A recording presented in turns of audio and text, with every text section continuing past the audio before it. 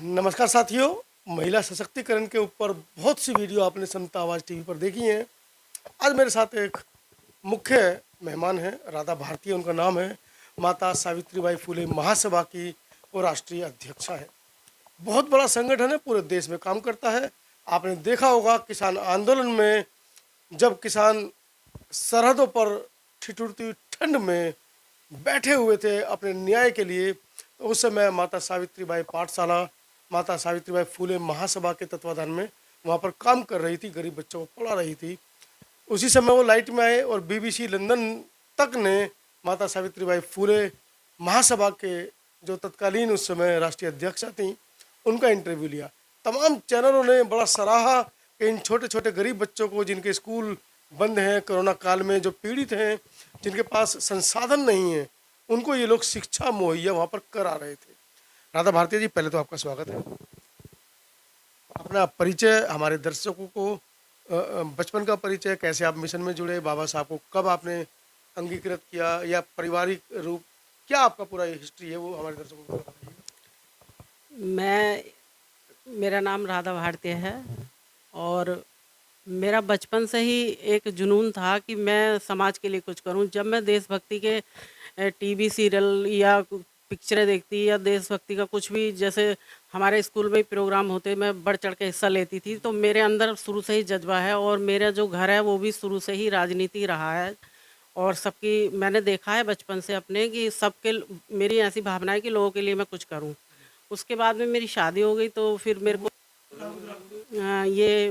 UP में मुरादाबाद गांव गिंदोड़ा पड़ता है, दिल्ली रोड पे। जी जी, हाँ।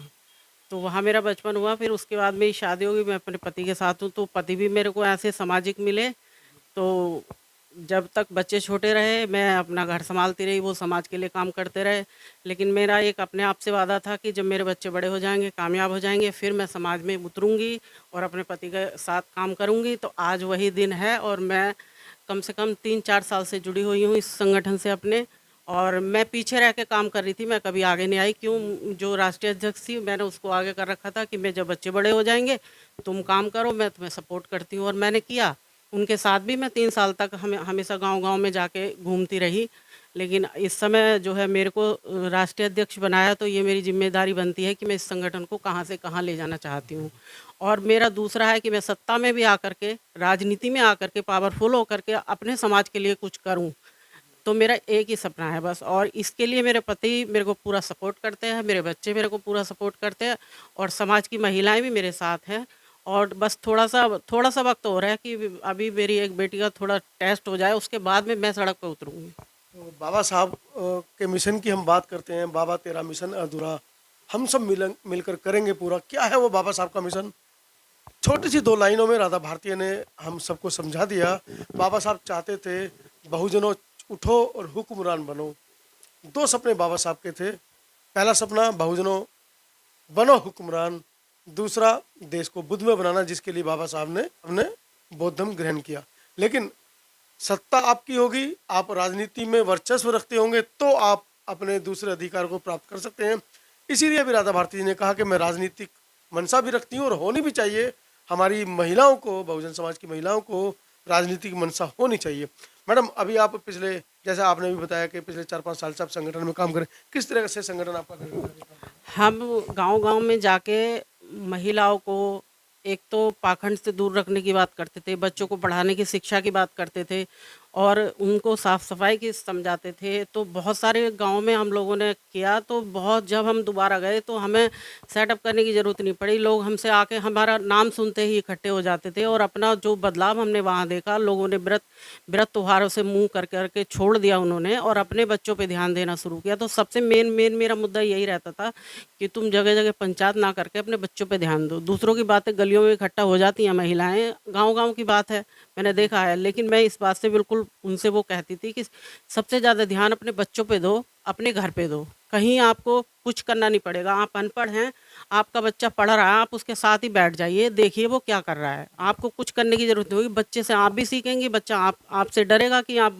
हमारी माँ बैठी है तो सही से पढ़ाई करेगा। तो इसका बदलाव हुआ है, बहुत हुआ है। लेकिन हमारे जो मूल मंत्र दिए बाबा साहब ने कि शिक्षित बनो, संगठित रहो, संघर्ष करो, तो देखो शिक्षित तो हम हो ही चुके हैं और संघर्ष भी सारे लोग कर रहे हैं। लेकिन हम संगठित कब होंगे? और जिस दिन हम संगठित हो गए, एक विचार पे चले, एक विचारधारा पे जिस दिन हम आ गए, तो फिर हम रुकेंगे नहीं, फिर सत्ता हमारे ही हाथ में होगी और फिर कभी जाएगी भी नहीं। लेकिन ये हमें सोचने की ज़रूरत है कि हम अपना जो निजी स्वार्थ है उसे कैसे छोड़ें। लोग हम जब तक ये हमारे समाज के लोग निजी स्वार्थ अपना नहीं छोड़ेंगे, हमने जिन जिनको कामयाब बनाने की कोशिश की, जिनको आगे बढ़ाया, वो स्वार्थ की खातिर हमारे समाज को खुद ही डुबो देते हैं। ये बात हकीकत है। कहीं ना कहीं ये एक बड़ा सवाल भी निकल कर आ रहा है कि सामाजिक संगठनों से जो लोग प्रसिद्धि प्राप्त कर लेते हैं वो कहीं ना कहीं निजी स्वार्थ में हाँ, निजी स्वार्थ में बढ़ जाते हैं और नेता बन के तो फिर वो बिल्कुल टट्टू हो जाते हैं। और मुझे ऐसा ना ही तो संगठन में ऐसे काम करना है टट्टू बन के, ना ही मैं राजनीति में जाकर किसी पार्टी के लिए ऐसा काम करूं। मैं शुरू से ही आत्मनिर्भर हूं और अपने ही दम पे जो भी हूं अपने दम पे हूं। और मैंने खुद अपने आप से वादा किया था कि मुझे किसी की ज़रूरत नहीं पड़ेगी। मैं ऐसा बनूंगी, अपने आप को ऐसा बनाऊंगी कि मैं कुछ अपने हक अधिकार को अपने तरीके से यूज कर सकूं। और मुझे पता है कि मैं भी खाना खाती हूं, तो मुझे समझ है कि मुझे क्या करना है। मैं किसी दूसरे का नहीं कि तू ये करेगी और ऐसे कर। पार्टियों में लोग जाके नेता बन जाते हैं, टिकट ले लेते हैं, मिल जाते हैं, लेकिन काम वो अपने समाज का कुछ नहीं करते हैं। ऐसे नेता तो नहीं बनना है, चाहे मुझे निर्दलीय लड़ना पड़े, चाहे बिना टिकट के ऐसे ही समाज के लिए काम करना पड़े सारी ज़िंदगी, लेकिन करूँगी, कुछ बन के दिखाऊँगी। ये मेरा अपने आप से वादा है। अक्सर हम एक बात सुनते हैं कि एक सफल पुरुष के पीछे एक सफल महिला होती है, लेकिन यहाँ पर हमें उल्टा नज़र आ रहा है। राधा भारती जी दबे शब्दों में अपने पति की तारीफ कर रही है कि उन्होंने मुझे और आगे बढ़ने की जो मेहनत की है उसका फल है कि आज मैं सावित्रीबाई फूले महासभा जैसे संगठन की राष्ट्रीय अध्यक्ष हूँ, क्योंकि उन्होंने इनको ट्रेन किया है।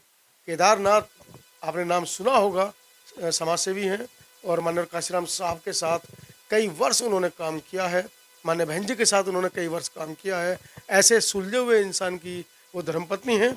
और जानते हैं कि किस तरह का बयान है, किस तरह की वो आवाज़ें हैं जो हमारे समाज को देना चाहती हैं। मैं ऐसे पति की पत्नी हूँ जो शादी से पहले भी समाज में इतने आंदोलन कर चुके हैं, जनरल सेक्रेटरी रह चुके हैं चंडीगढ़ के, गरीबों के लिए जेल जा चुके हैं आंदोलन कर करके।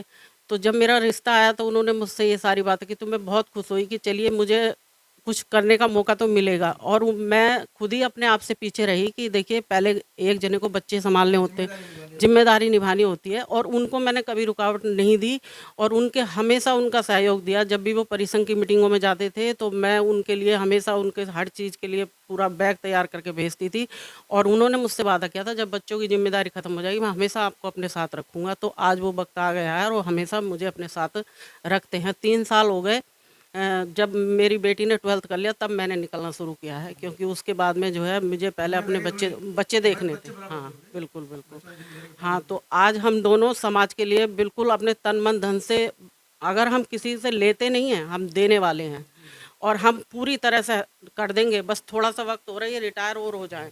अब बच्चा तो कहता है तुम नौकरी छोड़ दो, पूरी तरह से उतर आओ, लेकिन नहीं, अभी ये स्कूल में जिसमें नवोदय में जवाहर नवोदय में लाइब्रेरियन है, तो वो जिम्मेदारी भी हमें निभानी है, क्योंकि कितने बच्चों को ये शिक्षा देते हैं। इनका जो लाइब्रेरी है उससे बच्चों को बड़ा ज्ञान मिलता है और ये बहुत अच्छे ज्ञानी हैं जो बहुत ज़रूरी है। तो इसलिए रिटायर अभी नहीं लेना, 3 साल रह गए, उसके बाद में तो हम लोगों को आप सड़कों पे ही देखोगे। हमने अभी अपना घर भी नहीं बनाया है जी, बिल्कुल। अभी हमारे पास सरकारी नौकरी होने के बावजूद हाँ बिल्कुल, अभी हमारे पास घर भी नहीं है और हम खाली सरकारी घर में ही रहते हैं।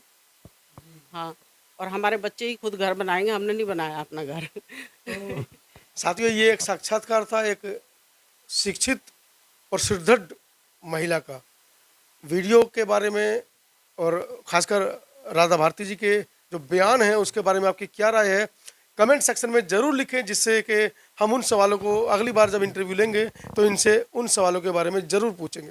बहुत बहुत धन्यवाद।